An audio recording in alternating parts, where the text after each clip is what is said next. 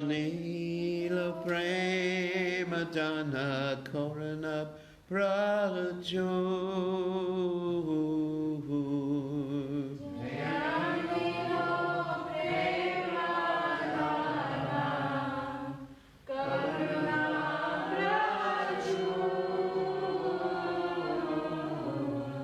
Hey, Prabhupada, Gela Acharya Thakur.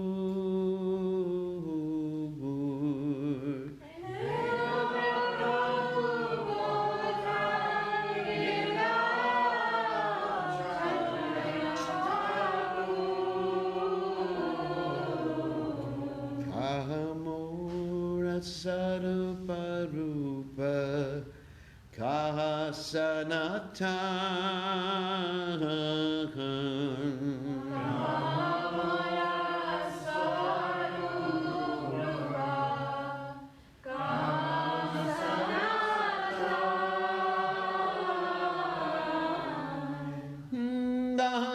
Saragunatha Patita Pavan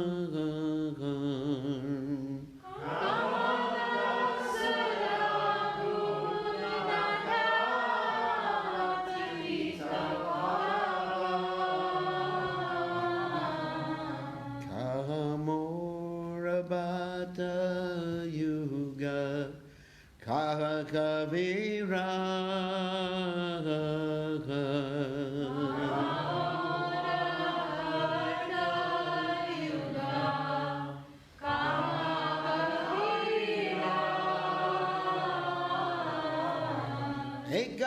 Ekakale Kotakela Goranatara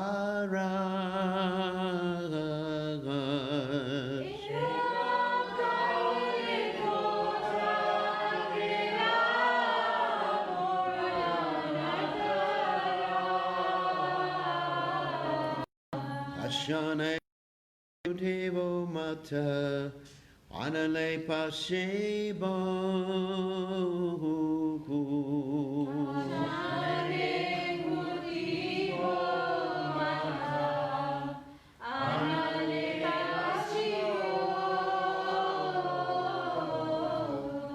Goranga Gunera Nidze Kota Gele Pabo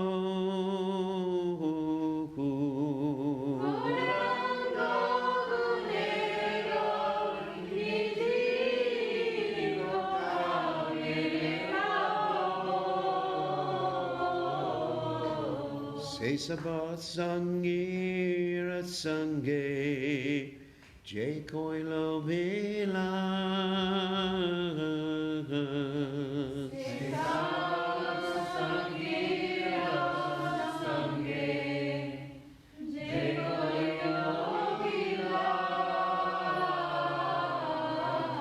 Say Sangana Paya Kane Narotamodas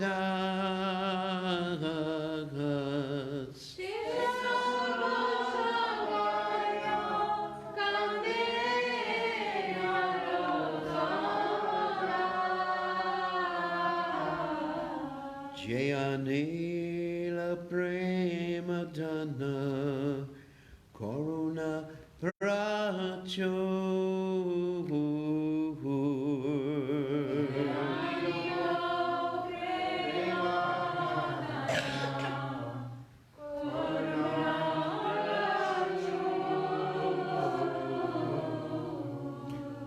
Jaya Prabhupada, Jaya Prabhupada, Prabhupada, Jaya Prabhupada, Prabhupada,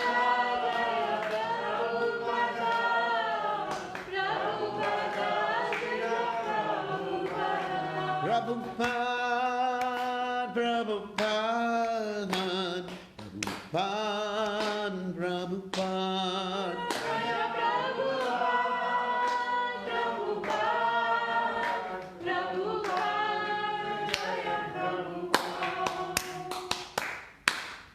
Okay, and we'll also also read the translation of this nice poem.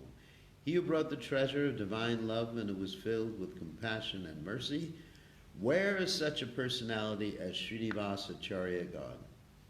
Where are my Swarup Damodar and Rupa Goswami? Where is Sanatan? Where is Raghunath Das, the savior of the fallen?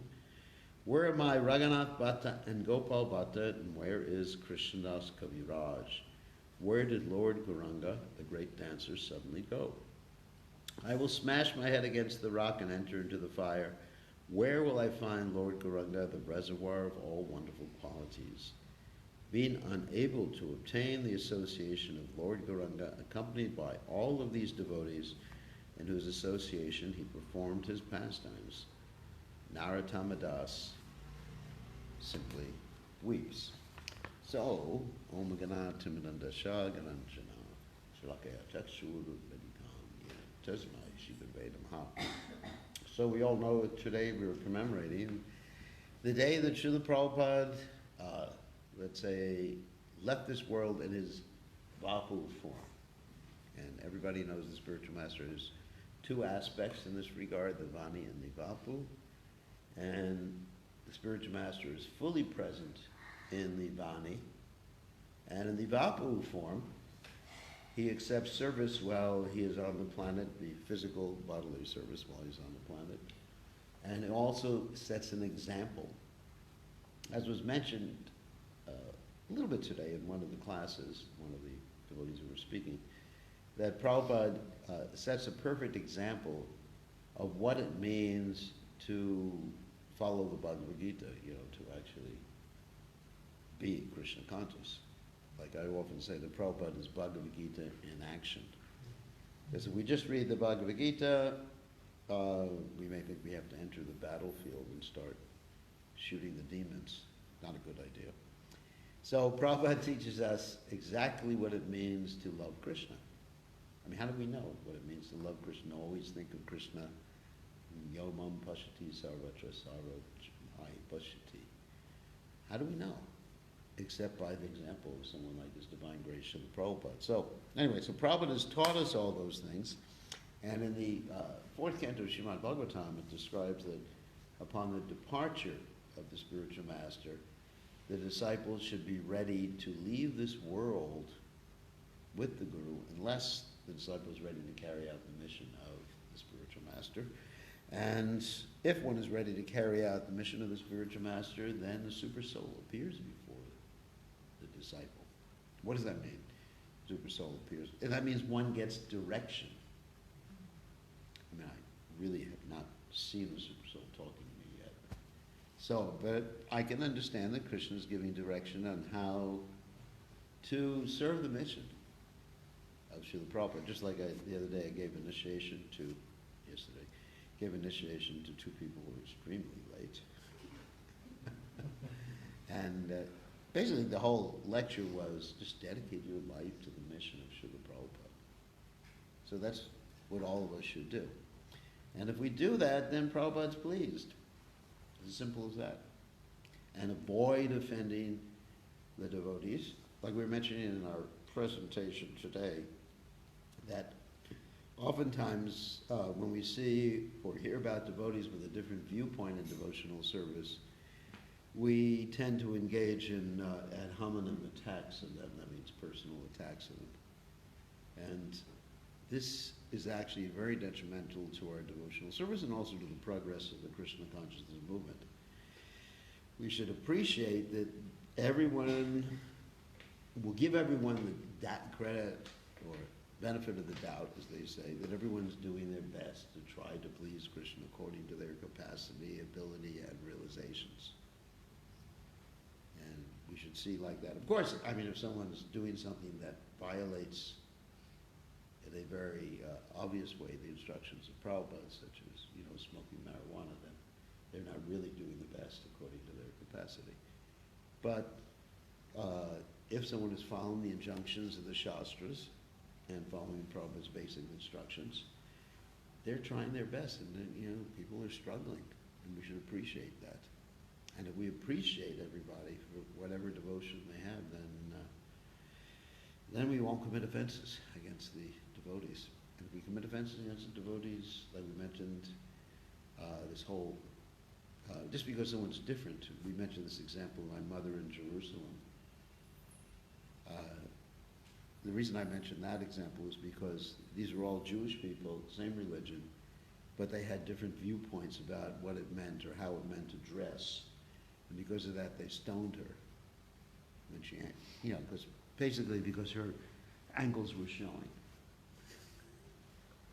And so we also find that in ISKCON, of course, not so extreme because someone's ankles are showing, but we find, just to be frank, I didn't mention today, you find that if someone advocates that women can become gurus, then you may find people who are denigrating that particular individual just because he or she is advocating that.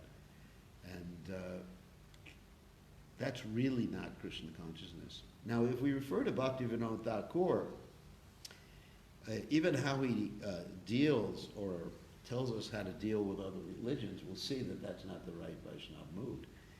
Bhaktivedanta Thakur tells us that when we go and we see someone else worshiping God in a different religion, we should appreciate them worshiping the same God, just in a different way.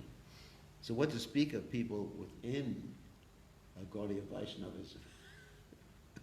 But sometimes it's harder to accept people who are closer doing things differently than to accept people who are further away in their particular philosophy or lifestyle doing things differently.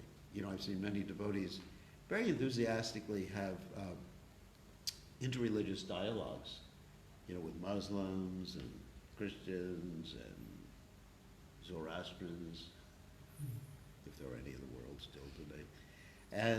But when it comes to time to have an interreligious dialogue with, let's say, Ritvik people or people like that who, just basically, I can appreciate the Ritvik people even though I think they're dead wrong.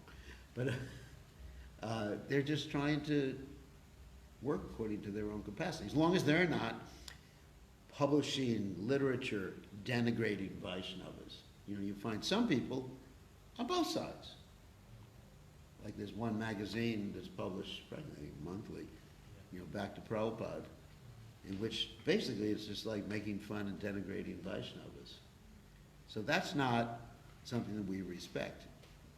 But if someone has a little different viewpoint, it may be wrong shastrically, I understand that, and I can prove it wrong shastrically. But I may see that they're sincerely trying their best within their capacity. Maybe they've been traumatized by some particular experience within ISKCON. You have to really see the inherent sincerity of people, or try to see the inherent sincerity of people, unless it's really gross, offenses.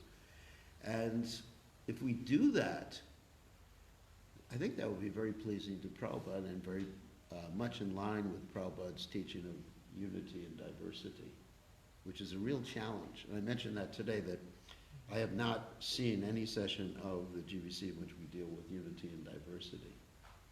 It's unfortunate. Where it's a direct instruction from Prabhupada, as I was quoting from Prabhupada, that the GBC should meet once a year around the Mayapur time, or Chaitanya's appearance time, with the senior devotees. It doesn't say just the GBC, right? The quote is with the senior devotees and discuss unity and diversity. So, because we do not want to break up into the Hasidim, Hare Krishnas,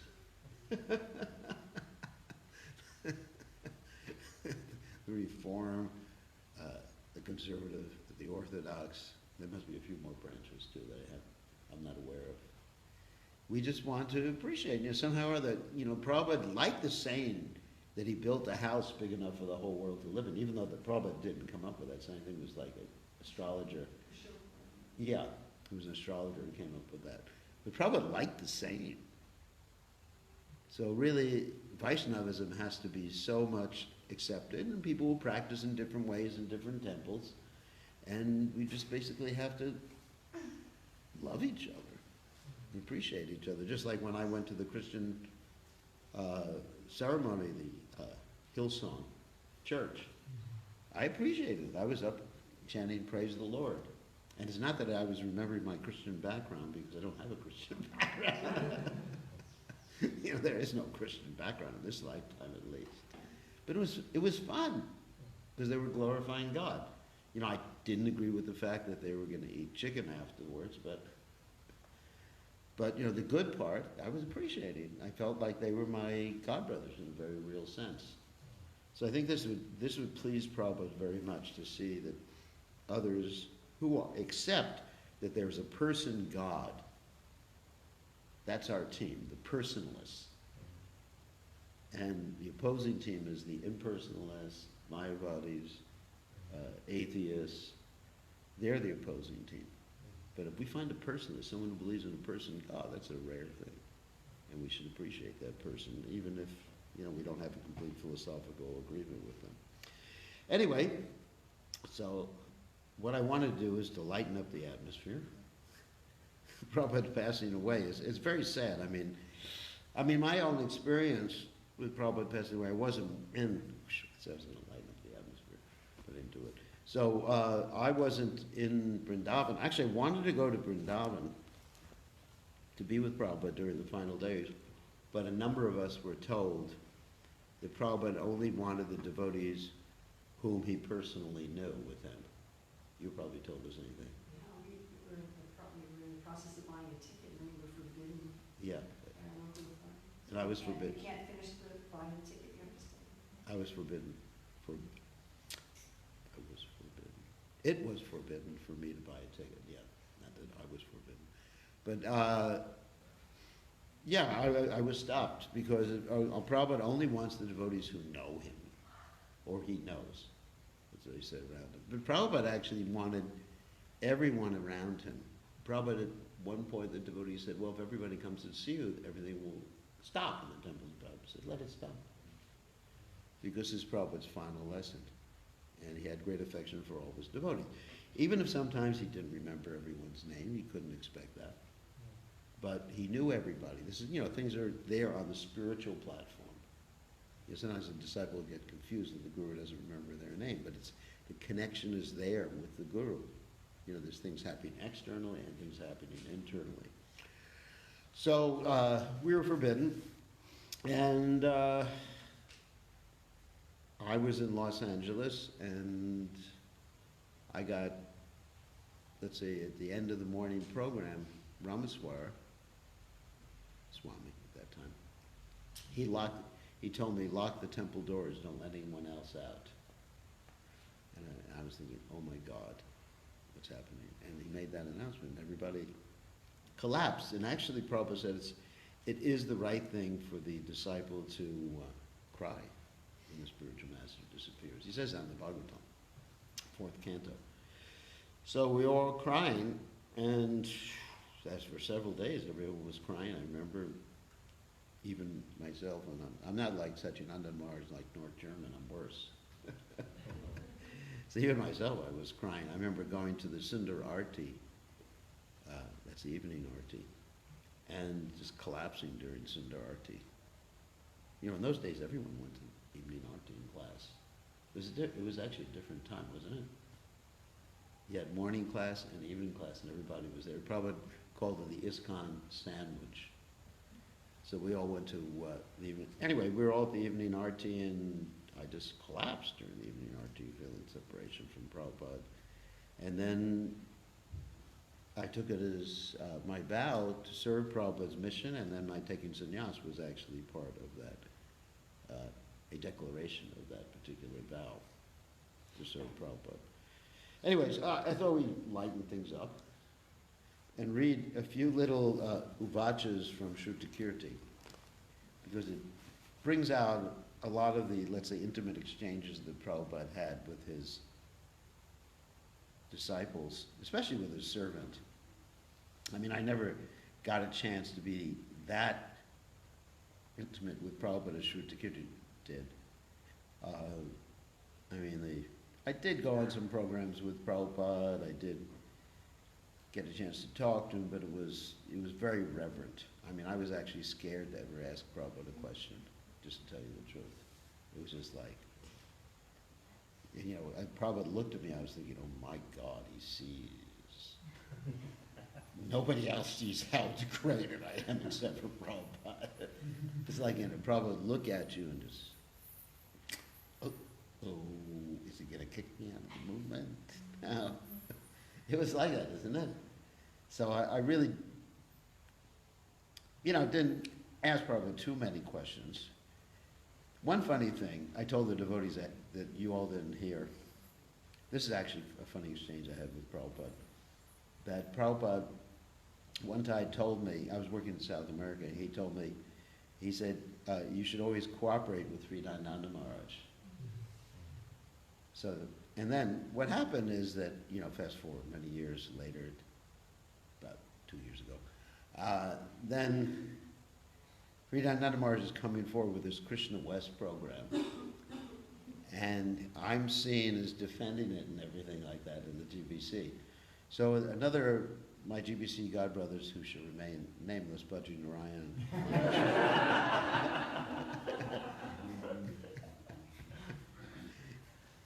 He says, why are you always defending him? Why are you always like that? Anyway, it's a brotherly, spat sometimes. And I said, it's Prabhupada's instruction. Do you want me to disobey Prabhupada's instructions and commit a great mad elephant offense? And he said, well, that instruction wouldn't apply to me.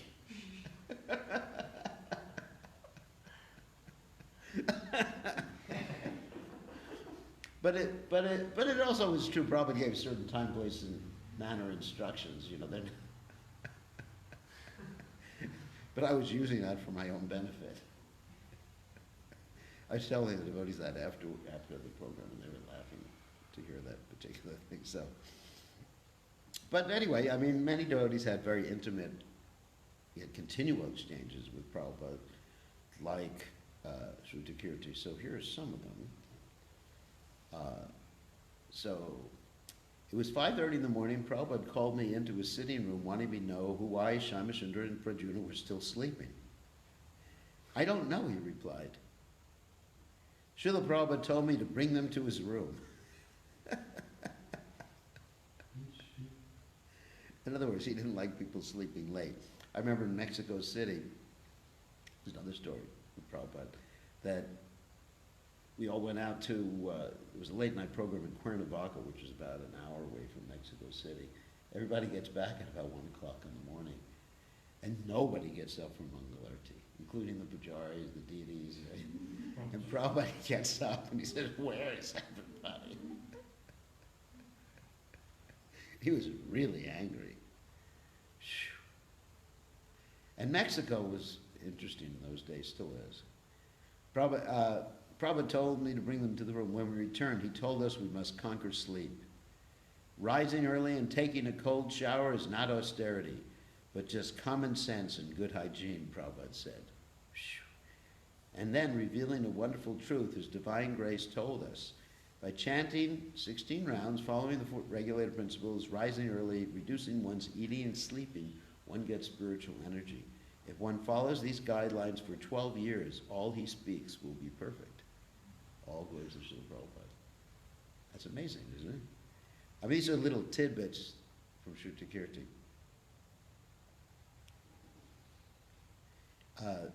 This is Shruti Kirti again. This is my first day as Srila Prabhupada's personal servant. My only training had been watching one massage that Sudama Maharaj had given Srila Prabhupada. When Srila Prabhupada rings the bell, go immediately to his room and see how you can serve him. It was about 2 o'clock p.m. The bell rang.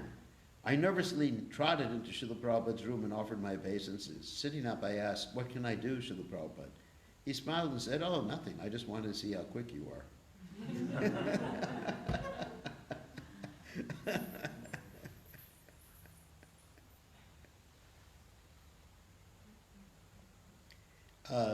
There's another one. The brahmachari said, Srila Prabhupada, it says in one of the Krishna books, stories that Krishna and Balaram jumped off a mountain 88 miles high. Where is this mountain located? Prabhupada replied, in the sky. Another time, brahmachari, Srila Prabhupada, I always want to sit by your holy lotus feet. Srila Prabhupada said, that will be very difficult because I'm always moving. And the devotees use that quote quite often, indicating that one has to go and preach and move around for Srila Prabhupada if you want Prabhupada's lotus feet. Srila Prabhupada was sitting in his garden with the parents of a young devotee. Having landscaped the garden for Prabhupada, they had the good fortune to have pleased Srila Prabhupada. Kirtananda Maharaj and I were also present. A devotee is very proud to be Krishna's servant, Srila Prabhupada said. A devotee has that pride. We are not ashamed that we are Krishna's servants. Then speaking directly to the parents, Srila Prabhupada said, your son is a very nice boy and a good devotee. They were very pleased by the sweet words of his divine grace, but stated, the devotees don't seem very ambitious. That is all right, Srila Prabhupada said. A devotee has no ambition. He simply wants to do some humble service for Krishna. He is not trying to do anything big. A devotee is not ambitious. We have no ambition.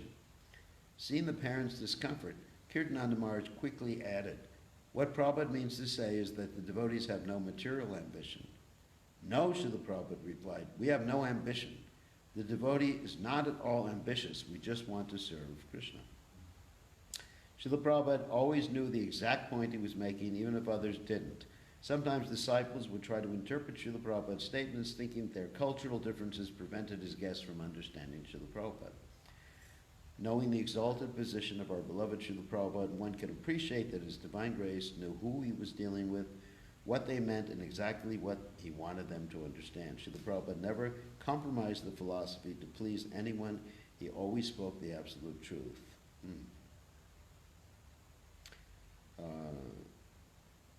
Okay, here's another one in Los Angeles. Srila Prabhupada was in New York in the spring of 1973. Hearing His divine grace ring the bell, I immediately went to the room and offered my obeisances. Pointing to the floor near my legs, he looked at me with wide eyes and great concern. Do you see that bug? He asked. Looking around for a few moments, I finally spotted a small insect. I nodded. In a serious voice, Prabhupada said, I've been watching that bug for some time now, and he has not moved. I think he is hungry. Get a prasadam flower and take him outside. Put him on a plant so we can get some nourishment.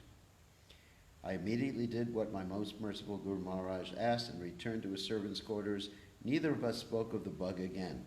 It was another wonderful occasion in which he revealed the indiscriminate mercy of a pure devotee. His divine grace did not feel it was a waste of time to mitigate the suffering of even the smallest of living entities. Now, just seeing a small insect, I am forced to think of my beloved Srila Prabhupada. Since we've come back from Los Angeles, Srila Prabhupada has come into my room a few times and shown me how to cook some new preparations. That way he comes in, sits down on the floor, and directs the activity. Is very endearing. The other day, Srila Prabhupada gave Srila Prabhupada a desk clock that tells the time of any city in the world with a turn of the dial. Prabhupada was quite pleased with it and said the man who invested it deserved the $300 it cost for taxing his brain so much. At this moment, there is a famous designer upstairs. He is a man who designs clothes for millionaires all over the world, and he wants to outfit Prabhupada with an entire wardrobe of clothing. I can't imagine what he can do to make a kurta and dhoti different and still have Srila Prabhupada wear them.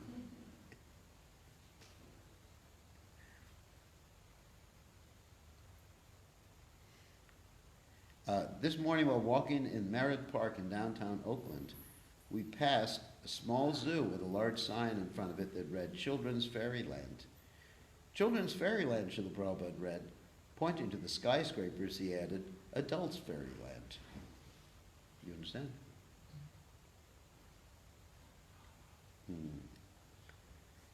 I'd been a brahmachari for 2.5 years and was feeling restless. Many times Prabhupada explained that one must reduce one's sleeping and eating to make spiritual advancement, so I decided to utilize the 2 upcoming fast days to reduce my eating. While breaking fast at midnight on Janmashtami, I ate very little. I ate again sparingly the next afternoon, after Srila Prabhupada's Vyasa Puja celebration, as I did the following day. I didn't feel hungry, so I assumed my stomach had shrunk. The next day, Prabhupada called me into his room. Your face is looking thin, Srila Prabhupada stated. You are not feeling well? No, Srila Prabhupada, I feel fine. I explained I was trying to cut down on my eating. What is this, Srila Prabhupada said? You have service to perform. You should not cut down on your eating. This is nonsense. You have to give massage and do so many things. Do not cut down. You should eat whatever you can digest. That is what you should eat. Amazingly, in our first 16 months together, this was Srila Prabhupada's second conversation with me regarding my prasadam intake. Finally, I decided not to worry about how much prasadam I ate. It's a nice story. Here's another story. Allen Ginsberg, having returned from India, came to see Srila Prabhupada. He brought his harmonium with him. You are chanting Hare Krishna? Srila Prabhupada asked. Yes, I chant Hare Krishna, and I'm chanting some other things too. Is it all right if I play the harmonium for you and chant? Ginsberg asked. Yes, you can, Srila Prabhupada replied. Ginsberg played the harmonium and chanted, Om. Each time he chanted, Om, his voice got deeper. It's like, Om, Om, Om. Srila Prabhupada leaned back behind his desk and listened. When Ginsberg finished, whatever you want to chant, just keep chanting Hare Krishna. As long as you are chanting Hare Krishna, everything else is all right. You can chant whatever you want, but don't stop chanting Hare Krishna. Then many devotees had entered the room. Prabhupada told them, so have kirtan. Ginsberg began playing the harmonium and leading the chanting of the Hare Krishna Mahamantra. A few minutes later, Srila Prabhupada looked at Hansaduta and said, your turn to lead. Turning to Ginsberg, he said, he'll lead, he'll chant. Prabhupada was very expert at encouraging everybody. Amazing. Okay, let's go to another story. One evening, while seated in the garden, Srila Prabhupada sat with his back very straight and eyes widened. Govinda Manipurusham Tamaham Bhajami, he chanted, this is our pride. We are servants of the most regal person, Krishna. Everyone is a servant, but our pride is that we are servants to Krishna. Govinda Manipurusham Tamaham Bhajami. Srila Prabhupada often related his childhood pastimes. One story he told happened to be when he was a young boy walking in the marketplace with his mother. Srila Prabhupada saw toy guns. I saw the guns immediately. I had to have them, he said. When his mother wouldn't get him one, he started to cry. All right, I will buy you a gun, his mother told him. Srila Prabhupada looked at the gun in one hand and then looked at his other empty hand. I don't have a gun for it, he said. I must have one for each hand. No, his mother said. But even as a young child, Srila Prabhupada had a great amount of determination. When telling this story, Srila Prabhupada said, at that point, I lay down on the street and started to kick my hands and feet and bang my head on the ground. He referred to this behavior as a tantrum. Pointing to a mark on his forehead, he said, this scar is from that time. I was very sure I had to have two guns. So she got me the other gun. When I wanted something, I had to have it, he explained. My mother would always get it, otherwise I would tell my father and he would get very upset with my mother and then she would have to do it.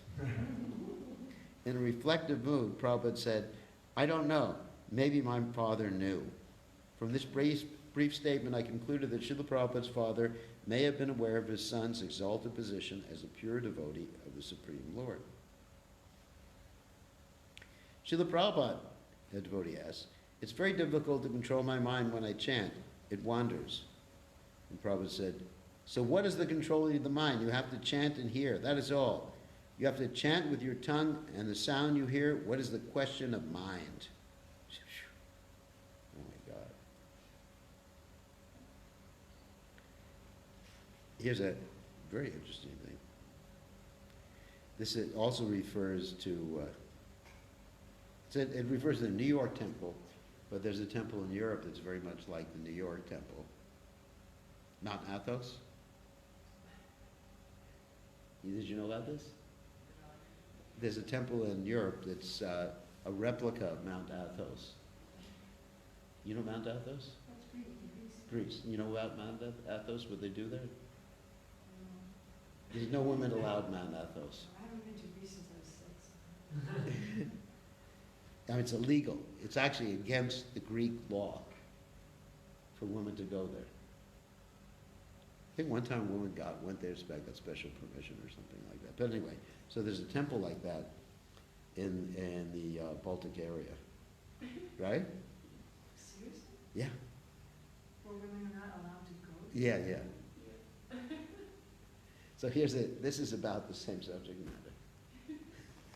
matter. And they took many of the brahmacharis away from the regular ISKCON temple, so they're very short-handed in the regular ISKCON temple, because they made propaganda that, too many women around. So, here's Prabhupada's letter. And there's actually, what's that other temple you told me about, that women aren't allowed to chant japa in the temple room at the same time? There's another temple. Oh, so The alternate, that still in Melbourne, they don't have any change. that's a Melbourne. Melbourne was the temple. Melbourne was the temple. Still? Yeah. I received your letter and was happy to hear the current news from the Western world. None of the items were known to Srila Prabhupada. One item was especially interesting. It involved the separation of men and women in the New York temple. Srila Prabhupada received a letter involving this matter at same time your letter arrived. When he heard that the women were only allowed in the temple at certain times because of agitated brahmacharis, he said the brahmacharis could go to the mountains because it wasn't possible to have such rules in our temple. In a letter to Ikayani, that was Gopal Krishna Maharaj's wife, right? Srila Prabhupada wrote, I don't know why these inventions are going on. We already have our Vaishnava standard. It is sufficient for all the big saints and acharyas in our line. Why is it inadequate for my disciples, so they must manufacture something? No, for 15 years, anyway. Yeah, it's crazy. Even though Prabhupada gave that instruction, 15 years. Yeah, it still went on. When Some temples were going on now. When I went to Henry Street in the old days to visit the temple, the first thing I noticed was all these ladies were hanging out on the street chanting japa in the morning.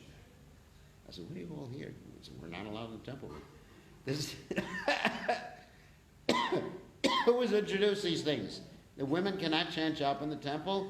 They cannot perform arti and so many things. If they become agitated, then let the brahmacharis go to the forest.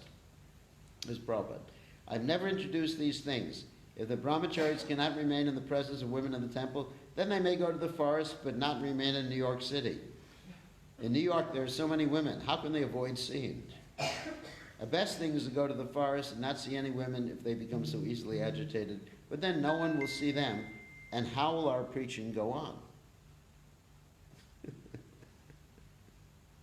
Anyway, you see that Srila Prabhupada was here. People sometimes think that when Prabhupada was here, that everybody just listened to him, but Prabhupada. No, they didn't. I wish they would listen to This was Prabhupada. just ignored completely. Yeah, that instruction was actually ignored. The Prabhupada actually taught the first ladies how to wear a sari.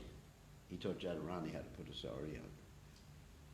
So, on different occasions, Prabhupada spoke about sleep. When I first became a servant, he called me into his room after he had taken a short nap following lunch. This was at the Dallas Temple when Srila Prabhupada visited the Gurukul facility. I was there, actually. He asked me if I had taken rest after eating lunch. I said no, this was not something that was done at that time. I'm an old man, he said. I cannot sleep very long at one time, so I take a nap after lunch. I had been with Srila Prabhupada only a few days, but his humility had already captured my heart. On another occasion, when he was getting ready to take rest in the evening, he said to me, whenever I go to take rest, I think now I am going to waste my time. Srila Prabhupada never wasted his time.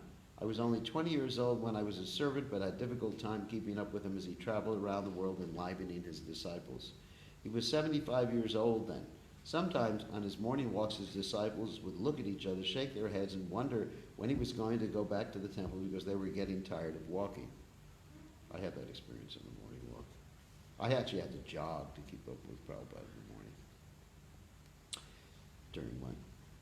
Actually, I have to admit that we were rather chauvinistic in the early days too. I remember going on a morning walk with Prabhupada, and there was the Shaka there too. And I was thinking, what is this woman doing on a morning walk with us brahmacharis? She really struggled to be able to get photos.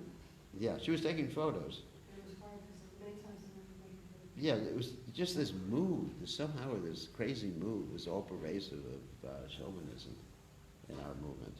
Not in the really early, when I first joined it wasn't. But when you first had people taking sannyas, and I was an assistant to one of the first sannyasis in the movement, who should remain nameless, Rita Nandamarsh. So that everything was so fanatic. I mean, all of them were fanatic. Actually, after I became assistant to Rita Nandamarsh, well, I couldn't tolerate being someone's assistant after a while. I actually started to travel with Guru Kripa Swami. And traveling with him was like traveling with, I mean, who in the material? Oh, being on Sharia law. You know what Sharia law is? Some of you may not know about Muslims, you know. It was like that. Oh my God. I mean, he was continually denigrating women. Just do that to me in the Krishna Colorado Temple. Look at that. He said that. Yeah, there was no place for me to go out and green teas. Yeah. And finally this one sannyasa I really had was, he told the men to me, so I thought, well. And I said, well, at least I have a tent, you know, we have a tent in this place. Yeah. And then he just starts just like, you know, you got that body because of your own karma, you just have to accept it. He recently said that to you? Just a few days ago. Talking about last week. Hare Krishna. He was going on and on and on, right in front of Krishna Colorado. Oh my God. And I said, you know, Prabhu, I've been in this kind of one time, I have to accept that. He said, I'm not this kind, I'm just Prabhupada servant. I said, what is Prabhupada servant? I'm just going to accept that. Yeah, so I lasted with him for 3 months. I told him and the other sannyasi, which remained not nameless, Nanda Maharaj, that they were both in more Maya than any Grahastha I had ever met. And I told them I'm leaving, and I took their deities with me. Yeah, that was an interesting occasion. So, but that was the mood in the beginning of the movement. It was just really crazy. I mean, there's a lot of crazy stuff in the beginning. So, Prabhupada never wasted time. Let's see, he was 75 years old, and sometimes on his morning walks, I said that. During one short flight from New York, many devotees arranged for seats in the same row as Srila Prabhupada. As Srila Prabhupada's personal servant, I was fortunate to be seated next to him. As the flight progressed, some of the disciples began to fall asleep and do what I called the devotee dive bomb. That means, actually I saw that with the program too, with some of the devotees today. Some of the devotees were actually falling asleep. Even some of the sannyasis. I've learned the art of closing my eyes and sleeping without dive bombing. I'd like to have you know, I don't dive bomb. That's what you learn in ISKCON after so many years. How to sleep, and so someone says you're sleeping, I'm just listening now. Is that you learn how to hold your head erect and sleep at the same time? So, I think we have to be honest about this. So, anyway, so some of the devotees fell asleep and the devotee dive bomb. Actually, in the early days, when someone was giving class, sometimes they'd be standing up and then they'd fall down. They were you hear, isn't it? You remember that? Well, I saw people fall asleep on the Vyasa. Yes, yeah. I saw some gurus fall asleep on the Vyasa. Yeah, giving class, and then they sleep for a little while, they get up and they just continue speaking to the same spot they were at. So how do they remember? So it's important to take enough rest. I think that's really important. Everybody, sometimes devotees, they take Prabhupada's instruction of, anyone who sleeps over 6 hours in the mode of ignorance. That is adjustable. It's not like an eternal instruction. It was an instruction given to young people who were too addicted to sleeping in the mode of ignorance. But Prabhupada other times said if someone's driving a car, they should sleep 8 hours, because we had so many devotees dive and dive bomb while they were driving cars. So I think one has to take instruction of the spiritual master and understand the intention behind the instructions. Sometimes you take it literally, that's called blind following. So some of the devotees, it was quite a sight to see in a row of shaven heads bobbing up and down. Prabhupada was not amused. Just see, he said, everyone is wide awake except for the devotees. They're in Maya sleeping. Everyone else is awake. Why can't they stay awake? Usually when Srila Prabhupada addressed me this way, I was silent.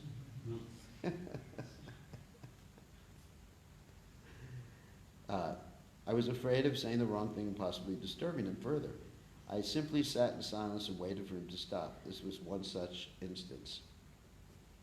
During my stay with Srila Prabhupada, I learned there's no such thing as a good reason.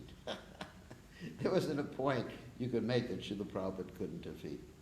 But I was not advanced enough to have him start chastising me on a regular basis. He hardly ever chastised Shrutakirti.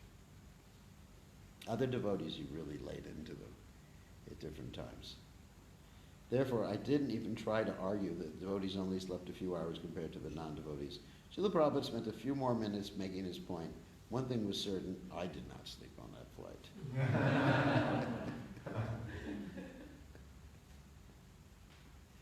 While in New Dwarka, Prabhupada would go into his garden every evening around sunset. It was just a really small garden surrounded by concrete wall, but very nicely done. He often stayed there for 2 or 3 hours. I mean, it's right in a busy area of Los Angeles. Sometimes I was alone with His Divine Grace, and sometimes other devotees and guests joined him as well. Although we were in the midst of a smog-filled Los Angeles, Srila Prabhupada's garden seemed to be part of the spiritual world. He often commented how much he liked this garden where more than 30 Tulsi plants flourished. Although he had traveled around the world several times, he spoke of this garden as his favorite place. Wherever there is Tulsi, Srila Prabhupada said, it is Vrindavan. Wow. These are really, little tidbits, but they're just like so important in a devotee's life. Isn't it? I mean, just little statements, but so important. Here's a funny one. I was alone in Srila Prabhupada's quarters giving him a massage. He was sitting cross-legged on his mat. I was sitting in front of him massaging his head with sandalwood oil. I became embarrassed because he'd been staring at my feet. I felt very self-conscious in the presence of my spiritual master. So, your mother was very beautiful? Srila Prabhupada asked. Well, she's almost 50 now, I answered. But yes, she was a very...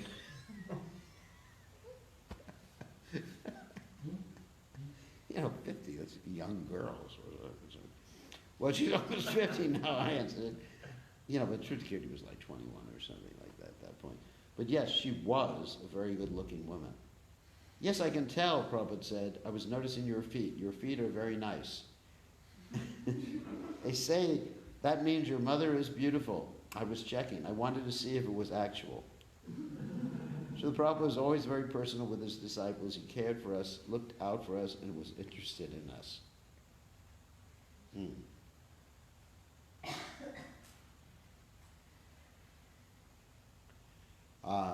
And here's, I rejoined Srila Prabhupada after being away from him for 6 months. One day, while in New Vrindavan, devotees discussed the proper way to make rasgullas. I will show you how to make a rasgulla, Prabhupada said. You get everything ready. The devotees became very excited. For some, this would be their very first opportunity to see Srila Prabhupada work in the kitchen. Srila Prabhupada first explained how to prepare the curd and sugar water. When everything was in order, Srila Prabhupada entered the kitchen and began to cook. All eyes were on His Divine Grace as he artfully coaxed the balls to rotate in the syrup, except for one sannyasi who was looking at the rasgulla. Prabhupada chastised him, saying, you have already half-eaten these. After a while, Srila Prabhupada turned to Kirtananda Maharaj and said, now you can take over. The moment Srila Prabhupada took his hand off the spoon, the rasgullas collapsed, shrinking to half their size. Kirtananda Maharaj tried to save the offering, but it was useless. They were all ruined. A few of us tasted them, to be sure, but unfortunately, they tasted terrible. These are really good stories. I mean, Mayapur Chandra is Shrutakirti's son, in case you didn't know. Did you know that? Prabhupada actually gave him that name. And Prabhupada gave, his father was $50 or something for him. Did you ever get that money back? From your father? No.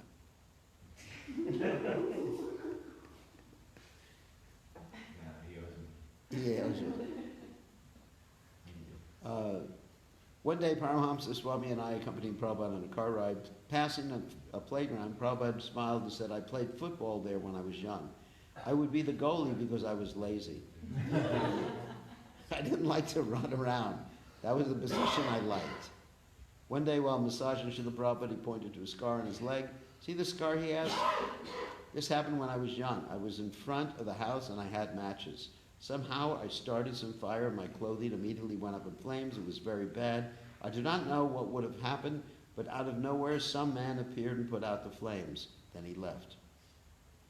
Srila Prabhupada never spoke further about the gentleman. I got the impression that the person who appeared out of nowhere came directly from the spiritual world.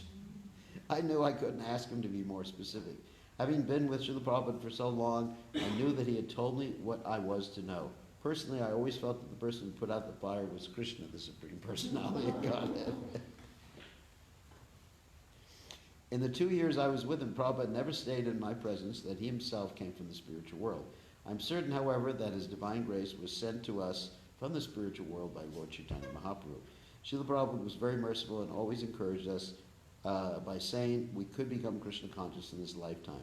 He taught by example. He never asked us to do anything he himself didn't do. He rose early, chanted japa, and read Srimad Bhagavatam. He never acted superior to his disciples. He allowed us to be comfortable with him by acting as if he were practicing Krishna consciousness rather than the embodiment of it. It is my duty to chastise because you are my disciples, he often said. We are his children, and his position was and still is to teach us. So, there was another statement made today that when Prabhupada was on the Vyasasana, he took a position of an acharya, but he was also a person too. When you got outside or off the Vyasasana, it's like a pope is called ex-cathedra. Did you know that? I've heard that before. When Prabhupada was off the Vyasasana, he was a person. He had his likes and his dislikes as a person. But on the Vyasasana, he was just very strict. And just Krishna consciousness off the Vyasasana, Prabhupada revealed it. His childhood, parts of his personality and everything. I think we can end here.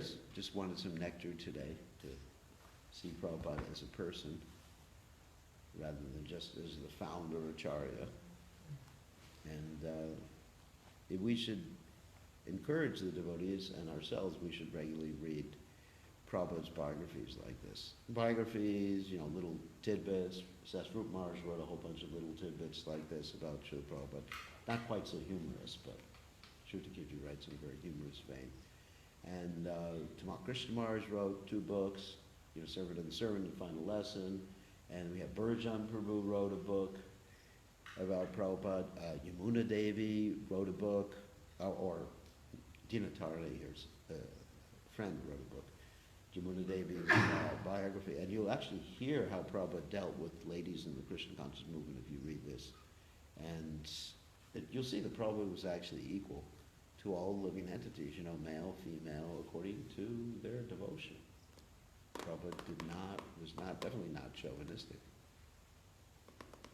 Although there's people in the movement who have that particular bent, and as I said, we don't criticize them.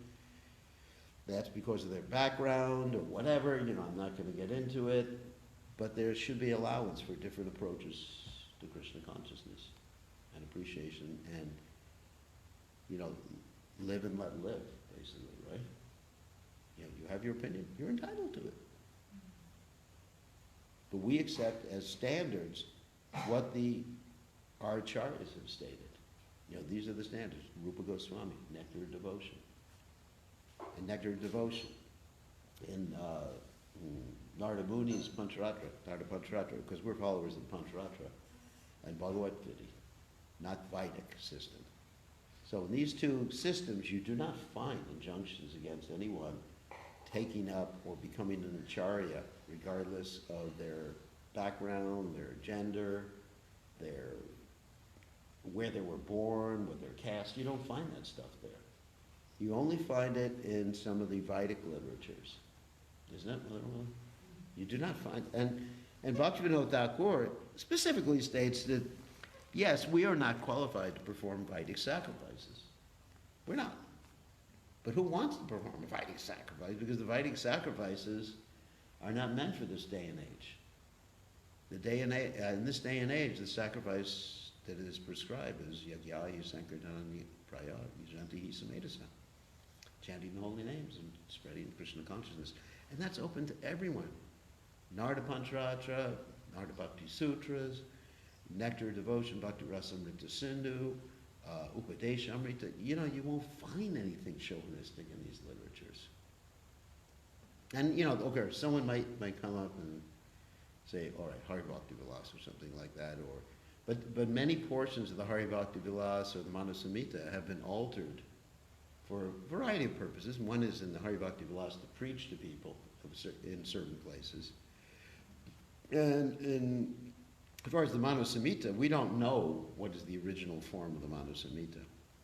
Even all the Puranas, other than the Bhagavad Puranas, we do not have versions that have been passed down in disciplic succession. And even the Mahabharata, Sripad Madhvacharya says it's been changed. Things have been taken out, things have been put in, things have been adjusted, whatever, in there. So that's in Mahabharata. I mean, the commentary writes Tatparat Nirnaya. He makes that specific point in his commentary on the Mahabharata. So we follow the Pancharatra and Bhagavad Gita. Everybody understands that? That's important. So when someone pulls out Vedic references, that's not for this day and age. If you want to be Vedic, just take care of your cows or something like that. Isn't it? Don't cross oceans if you want to be Vedic, right? Don't cross oceans. Don't use electronic gadgets. That's how you can be Vedic. Don't ride on a dog. Yeah, or car, or anything. Any modern convenience. If you're Vanaprastha, then just wear some tree bark. Or if you're a sannyasi, wear your birthday suit. If you want to be. So, anyway, so that there's so much leniency in Krishna consciousness, because obviously we don't prescribe breaking the regular principles or anything like that, but there's, great leniency in chanting the holy names. There's no hard and fast rules in chanting the holy name, no hard and fast Vedic rules. Niyamena tishtam. There's the offenses on chanting, but there's no time, place, and manner rules for chanting Hare Krishna. It's not that you have to face east while you're chanting Hare Krishna. Right? You could chant in an airplane like I do. Anywhere. Upside down. I had one godbrother who chanted upside down. He had a contraption where he could hang from his door. You understand? It's an upside down. So one day I almost made the mistake of killing him because I opened the door and he was hanging down. I almost smacked him against the wall. He said, Maharaj, I'm here. I was wondering why the door is so heavy today. Anyway, so this is my understanding of Prabhupada. And Prabhupada was, at least my experience, my understanding, my reading about Prabhupada, Prabhupada simply wanted the whole world to become Krishna conscious. That's it. That's what Prabhupada wanted. And, Palena Padachiyate, judge by the results. And if you stick to some old rituals and you just stay in Mount Athos, right? The whole world's not going to be Krishna conscious. There's some really fanatic brahmacharis there. And then the beginning days of the movement, before we found out, before the sannyasis told us that, women and householders were Maya, nobody was disturbed. This is like in 1969, 70, 71. Nobody was disturbed. Everyone was just brothers and sisters. And then after a while, you found out that you were in Mayas. It was anyway, it was a change in the movement. When Prabhupada was directly in the temples, directing the temples, in the early days, it was just like everybody was brothers and sisters, just serving Prabhupada. Like that. And that's why Prabhupada said, I want all my disciples, men and women, that's not the exact quote, but I'm paraphrasing it, to become gurus. Because we need an army of gurus. How are you going to make, how many billion people in the world? 6 billion? 7 billion. How are you going to make 7 billion people Krishna conscious or initiate people with 80 gurus? It's just even with all the disciples I have, of course my 2 hands, my 2 legs, that's about it. But anyway, so, you can just imagine. And we have one of our gurus who has like 50,000 disciples. And it's hard, you know. How do you keep track of everybody? You got to have like a quantum computer. Not even a regular computer, isn't it? It's very hard. Right? So therefore we need gurus in every village to train up their disciples, because the present system where you have people that like bopping all over the world, sorry for that expression, bopping, going all over the world, it's not that efficient a system. Efficient system is where the guru gets the chance to train up the disciples, and in the future you're not going to have these, you know, big Maha gurus, you know, like, of course I'm not Maha Mini, but anyway, but you have people all over the world, like, and it's just not very ecological either, to use so many resources just going all over the world, isn't it? Better you train up some good people, like the Krishna conscious. Anyway, who knows how long this technology is going to be existent. And all it's going to take is one sunspot, you know, flare from the sun, an EMP, right? And all your electronics are fried to crisp. And it's back to the Stone Ages for you, right? You're going to have to learn. I don't know what would happen. A lot of people would die. Most of the world's population would die if that happened. In the 1900s, there was a EMP like that, and then, of course, at that point, they only had telegraph. You know that story, right? Do you know about this? They only had a telegraph, so there was an EMP, and guess what? All the telegraph receivers caught on fire, the wires caught on fire, and everything from this EMP. It all takes is a little something like that. And then all this modern technology is finished. And what do you do? So, anyway, on that happy note.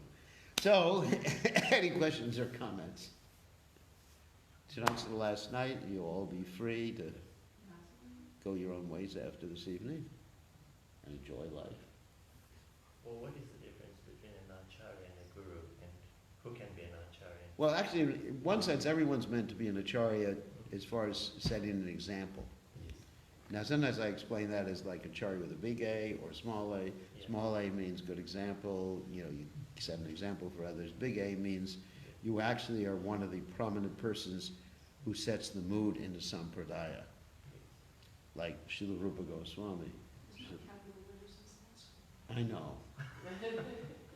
I know that, but it's just using it in a way that they can understand, the capital A and small a. You know, in other words, it's used in different contexts, the word acharya. You know, yad yad acharya tishreshtas tatad evate the rojanaha. As great men act, all the world follows.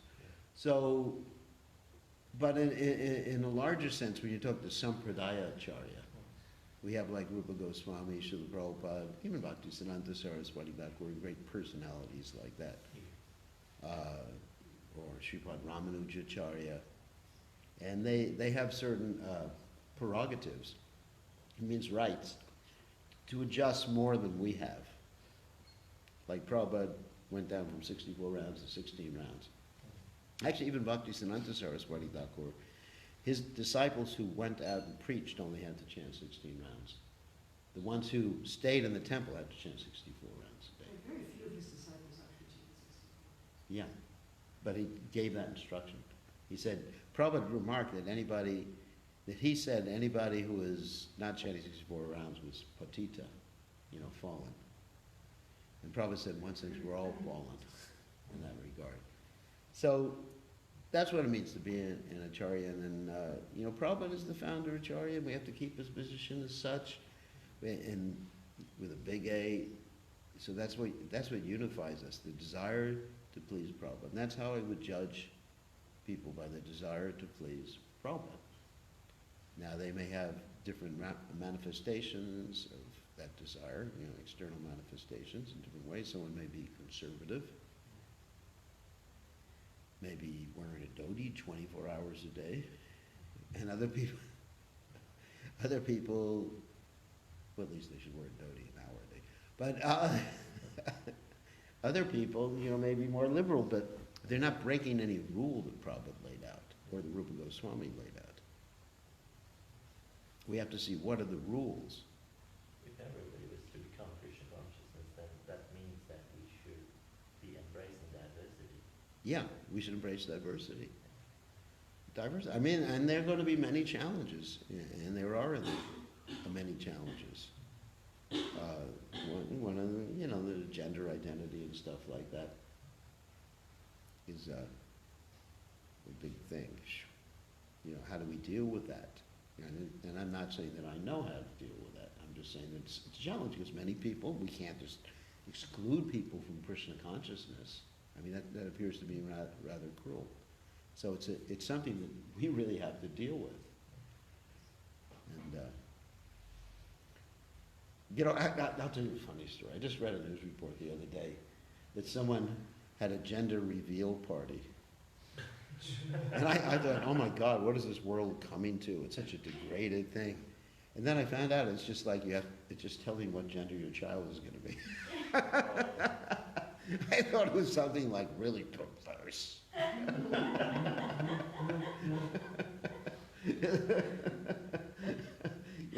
So I'm not even aware of all the nomenclature nowadays, isn't it? I just thought everyone just reveals their gender. I said, what is this world coming to? Nowadays, parents can choose to. I know that, but that's a different issue. But what I was talking about is that, people say, well, my baby is a boy or a girl. Yeah. And they send a pink flag up or a blue flag up. That's what it is, basically. So, because I'm so accustomed to hearing how perverted the world is, I sort of tend to project that into every single piece of news that I hear. But in any case, we have to be compassionate to everybody because people are going to get crazier as the time goes on with all these different concepts they have. Well, not even gender, just everything. It's a wild world. And then actually the pure devotee just wants everyone to be Krishna. Look at Lord Chaitanya, Lord Nityananda, Jagai and Madai. I mean, they were pretty wild. So, anyway, there's so many stories about Lord Nityananda saving people. Thieves, dacoits. And so anyway, Lord Chaitanya wants everybody back to God. So somehow or other, I don't have answers for these things, but this is something that we have to figure out how to deal with. And the first step of ISKCON is to have ladies who can initiate in Krishna consciousness. That's a step forward. Because it's obviously not against any principle, practice, or acharya. In fact, it's following what's been done in the past. How about accepting the Ritvik? Ritvik? I think that, not that we want to accept Ritvikism, because it's actually against the Siddhanta, but we can talk about having an adjustment that considers Prabhupada the most prominent person in their lives, but that you can't legislate anyway. No. The funny thing is that in Bangalore, the most prominent person in everyone's life is Madhu Pandit. Because I have one disciple who's around here somewhere. He was in Bangalore. But he was in Bangalore, and I was just picking his brain to hear what went on there. I reinitiated him because he was initiated by Madhu Pandit as horrific. And he said that people aren't allowed, it's like brain control, mind control there.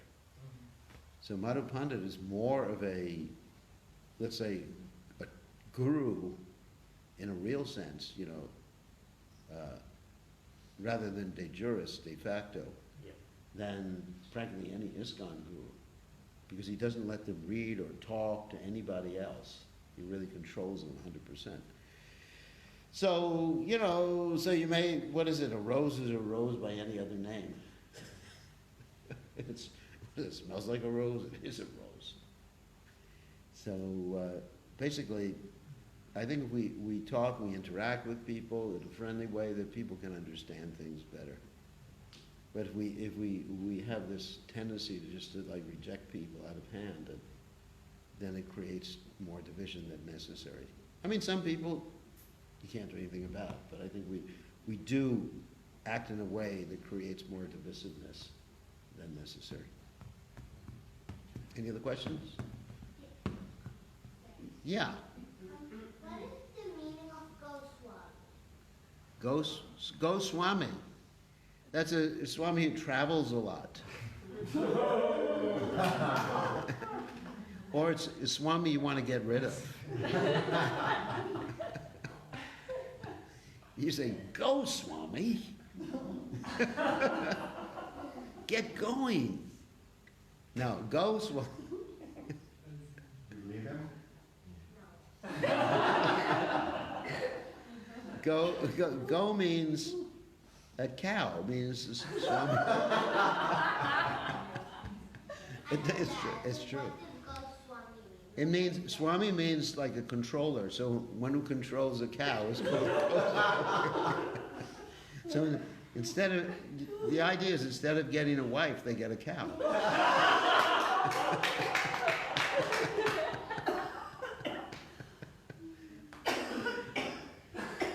We should be on a comedy show together.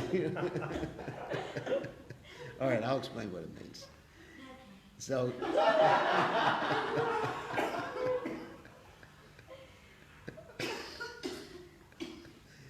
I'm trying to think of something else funny to say, really. Right?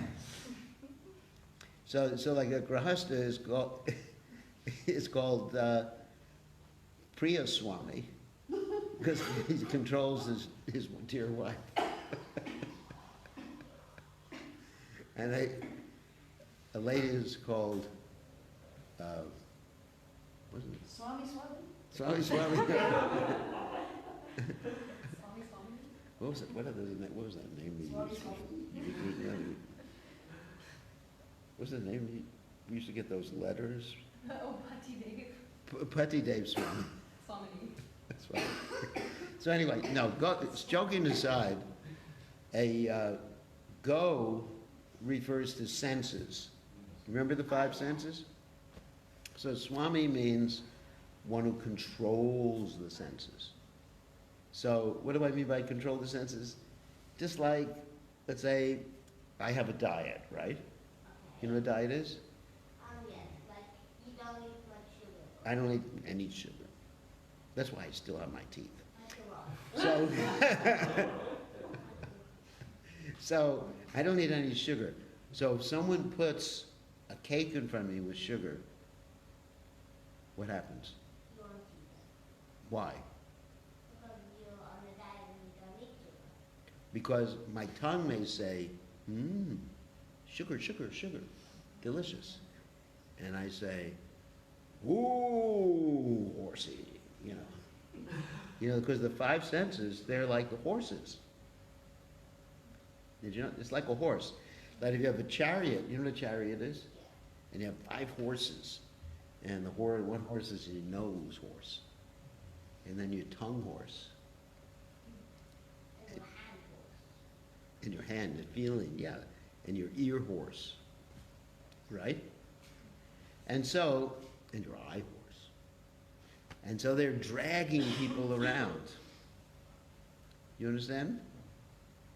Like the tongue drags people around. Like I sometimes tell people that you look in the mirror and sometimes you can see your guru there. You stick your tongue out. And that's part of the go business. So a Swami, he's like a turtle. You know what a turtle does? Yes. What does a turtle do when there's danger for his feet? He puts them in his shell. So a Goswami, when there's danger for his tongue, he closes his mouth.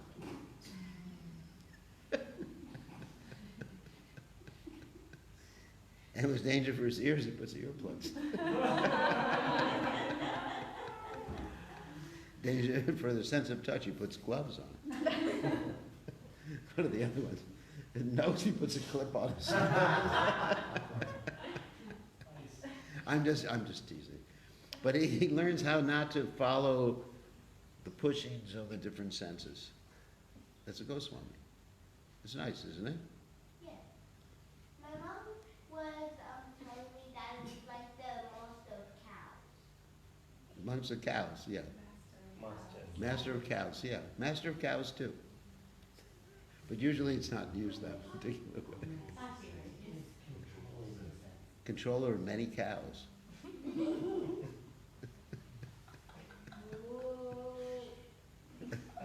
All right, that's fun. Children ask nice questions, isn't it? Keeps life fun. All right, so it's time to end, and we'll see everybody next Kartik, or sometime in the future. We're leaving tomorrow at midday,